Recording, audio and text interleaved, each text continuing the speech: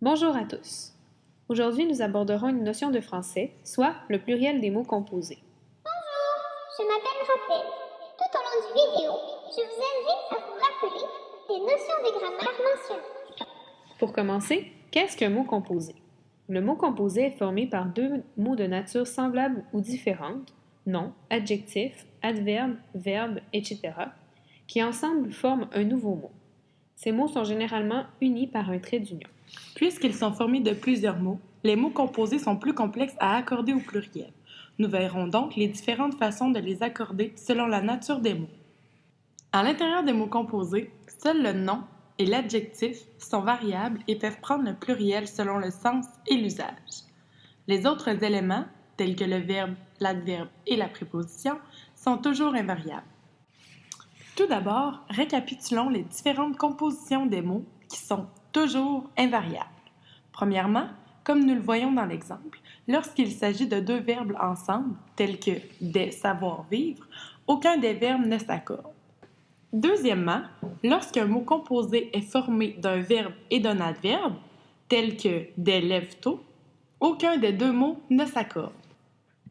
Et finalement, lorsqu'un mot composé est formé d'un verbe et d'une préposition, comme dans l'exemple « des pinces sans rire », ni le verbe ni la préposition de cet exemple ne s'accordent.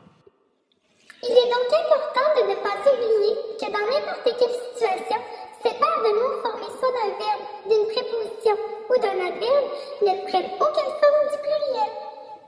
Passons maintenant aux mots composés variables. Rappelons-nous que seulement l'adjectif et le nom peuvent prendre la marque du pluriel dans les mots composés. Il existe donc trois possibilités d'accord des mots composés.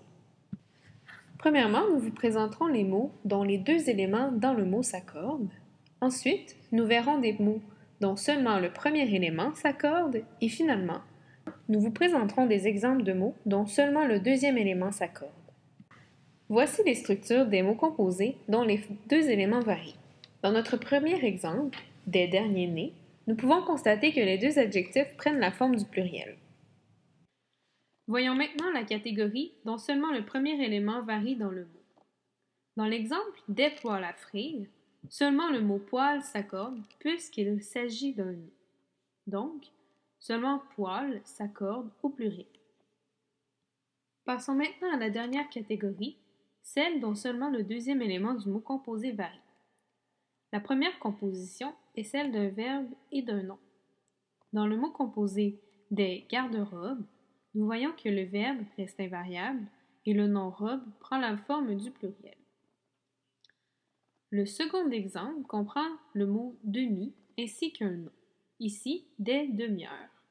Comme nous l'avons mentionné plus tôt, les premiers mots ne s'accordent pas puisque ce sont des verbes et des prépositions. Donc, dans l'exemple, seulement le mot heure s'accorde au pluriel. Dans les mots composés, demi ne prend jamais la forme du pluriel.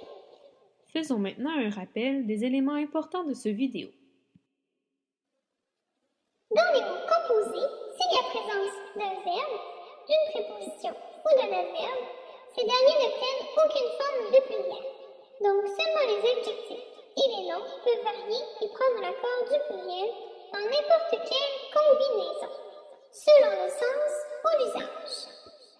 Nous espérons que cette vidéo ait pu vous être utile dans l'accord de vos mots composés. Bonne chance!